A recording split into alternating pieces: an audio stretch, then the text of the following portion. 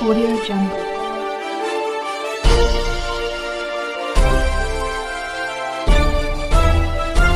Audio Jungle. CRS news में आपका हार्दिक स्वागत व अभिनंदन है। मैं हूं राजेश जायसवाल। सीआरएस न्यूज आपके जिलों की हर खबर पर रखता है अपनी नजर। आइए चलते हैं आज की खास खबर की ओर। आप देख रहे हैं सीआरएस न्यूज सच के साथ। गोहद से ब्यूरो चीफ राजकुमार जोशी की खास रिपोर्ट। भिंड दतिया लोकसभा में चुनाव प्रचार प्रसार जोरों पर है। आज भिंड दतिया लोकसभा चुनाव में संध्या राय के समर्थन में गोहद विधानसभा में न्यू बस स्टैंड गोहद में मध्य प्रदेश के मुख्यमंत्री डा मोहन यादव ने सभा को संबोधित किया और जनता से बीजेपी प्रत्याशी संध्या राय को जिताने की अपील की। इस दौरान गोहद जनपद सरपंच संघ ने फूलमाला पहनाकर मध्य प्रदेश के मुख्यमंत्री डा मोहन यादव का स्वागत किया और वहीं कई कांग्रेस नेताओं ने कांग्रेस छोड़कर बीजेपी का थामा दामन। वहीं डॉ मोहन यादव ने कहा कि हम कोरोना काल से गुजरे हैं, हमें कितनी परेशानियां उठानी पड़ी हैं। भाई भाई को छूना पसंद नहीं करता था उस घर। लोगों को सुरक्षित निकालकर घर भिजवाया। नरेंद्र मोदी देवदूत का काम कर रहे हैं। जैसे रामायण में हनुमान जी ने अपने आप को भगवान राम के लिए समर्पित कर दिया था, उसी तरह नरेंद्र मोदी ने अपने आप को आम जनता के लिए समर्पित कर दिया है। उनका अपने लिए खुद का कुछ नहीं है और ये कांग्रेस वाले उन पर आरोप प्रत्यारोप करते हैं। कांग्रेस के लोगों से ये पूछो कि राम ने जन्म कहाँ लिया तो बोलते हैं पता नहीं, और वोट मांगने हम और आपके बीच में आ जाते हैं। जिनको राम का पता नहीं तो खुद का क्या पता होगा कि कांग्रेस की लुटिया 4 जून को डूबने वाली है।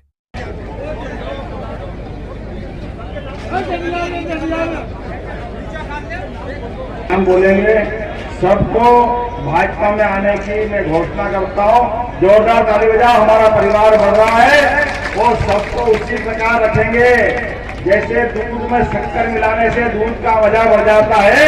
जोरदार अभिनंदन करो हमारे सारे मित्रों के, आने वाले मित्रों के लिए बहुत बहुत धन्यवाद। 115 रह गए, कितने रह गए? पूरे देश में 115 जीते 2014 में, और दोबारा फिर माहौल बना और वही रास्ते पे कांग्रेस गई, वही झूठ बोलती रही। और नरेंद्र मोदी जी ने जैसे पाकिस्तान का हिसाब चुकता करा तो दूसरी बार 115 रह गए। और मान के चलो अब की बार तो आप सबके जीवन में कोविड का खराब समय आया कि नहीं आया था? कोरोना हुआ कि नहीं हुआ था? कोरोना में लोग घर से नहीं निकल रहे थे, भाई को भाई हाथ लगाने को तैयार नहीं। पूरे देश में हाहाकार मची, रेल बंद, बस बंद, सड़क जाम, लोग घर के अंदर बैठे। ऐसी बीमारी कि डॉक्टर के पास भी इलाज नहीं था। लेकिन मुझे इस बात की खुशी है, नरेंद्र मोदी जी ने कहा कोई बात नहीं, आप घर में रहिए। लोगों ने कहा खाएंगे किसको टीके लगे? हाथ खड़े कर बताओ जिनको टीके लगे। आप बताना भैया सबको टीके लगे कि नहीं लगे? कोई से 2 रुपए भी लिए क्या? किसी से 2 रुपए लिए क्या? आप याद करो 17 लाख साल पहले भगवान राम का काल, जब लखनलाल को मूर्छा हो गई तीर लगने से युद्ध में, तो संजीवनी बूटी लेने के लिए हनुमान जी पूरा पर्वत लाए कि नहीं लाए? पूरा हनुमान जी महाराज की। उस काल में भी हनुमान जी ने बचाया था। इस काल में हनुमान भक्त नरेंद्र मोदी, जिसका खुद का कोई घर नहीं है, कोई बाहर नहीं है, कोई संसार नहीं है, घर का कोई मकान नहीं है, लेकिन जीवन जी रहे 142 करोड़ को घर समझ करके। ये परिवार उनका है नरेंद्र मोदी का, हमें इस बात का गर्व। और ये नालायक लोग नरेंद्र मोदी के लिए कहते हैं, ये कहाँ है, ये किसके लिए कर रहा है? इनकी घरवाली तो कोई है ही नहीं, इनके मंगलसूत्र नहीं है। अरे बाबा भूल गए, हनुमान जी ने लंका जलाई, समुद्र लांघा तो अपनी माता सीता के लिए, उनने राम जी की जोड़ी देखने के लिए। ये संस्कृति हमारी है कि माता बहनों का सम्मान हम करें, अपने लिए जिए तो क्या जिए। ये जो अपना उदात्त भाव है, ये संत बैठे ये तो परिवार बसाते क्या? अरे इनका जीवन तो सबके लिए होता है। हनुमान जी का जीवन सबके लिए है कि नहीं है? लेकिन ये नालायक लोग उन पे भी प्रश्न करते हैं। ये कहते हैं भगवान राम, आप बताओ माता जी, भगवान राम कहाँ पैदा हुए? कहाँ पैदा हुए? आप बताओ कहाँ पैदा हुए? आप बताओ कहाँ पैदा हुए? जोर से बोलो, कहाँ पैदा हुए? आप बताओ कहाँ पैदा हुए? आप बताओ कहाँ पैदा हुए? आप बताओ, आपको मालूम अयोध्या में पैदा हुए? आपको मालूम नहीं है? शिकायत होनी आपको भी मालूम है अयोध्या में, आप ही ने बोला है ना माता, आपने ही बोला। अरे इस देश के बच्चे को मालूम, पूरी दुनिया को मालूम। और आपके अगर परिवार में बाकी कोई बड़े बुजुर्ग होंगे या छोटे बच्चों को भी पूछोगे राम पैदा कहाँ हुए, तो वो कह देगा कि अयोध्या में पैदा हुआ। नहीं मालूम तो एक ही पार्टी वाले, इनके साथ वाले कांग्रेस वाले, वो कह रहे राम कहाँ पैदा हुआ, हमको नहीं मालूम। अब बताओ, ये राम को नहीं पहचाने और वोट मांगने हमारे बीच में आए, कोई वोट देगा क्या इनको?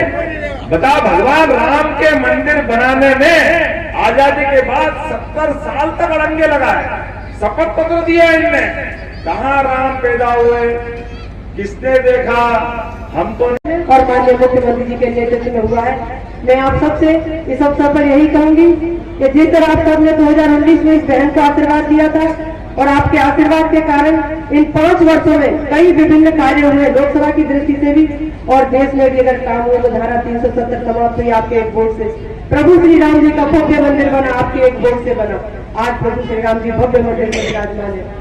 और जो आज आप 7 मई को जो वोट डालने वाले हैं, ये वोट भी बड़ा कीमती है। ये जो पंचवर्षीय योजना माननीय प्रधानमंत्री जी को आप सब तीसरी बार प्रधानमंत्री जी के रूप में अवसर देने वाले हैं। यह तीसरा कार्यकाल ये भारत की उन्नति को तय करेगा, भारत के विकास को तय करेगा और हमारे प्रदेश को भी विकसित करने का काम करेगा। मैं आज इस अवसर पर आप सबसे यही प्रार्थना करूंगी कि आप 7 मई को माननीय प्रधानमंत्री जी के नेतृत्व में, माननीय मुख्यमंत्री जी के नेतृत्व में, सम्मानीय वरिष्ठ मंच के नेतृत्व में आप सब इस बहन को एक अवसर और दीजिए, आशीर्वाद दीजिए और माननीय प्रधानमंत्री जी को हमारी भिंड और दतिया की एक पुष्प की माला, एक कमल का फूल संकल्पित और उनको समर्पित करने का काम करें। इतना सा आप सबसे आशीर्वाद चाहती थी। बहुत बहुत धन्यवाद। जय हिंद, जय भारत।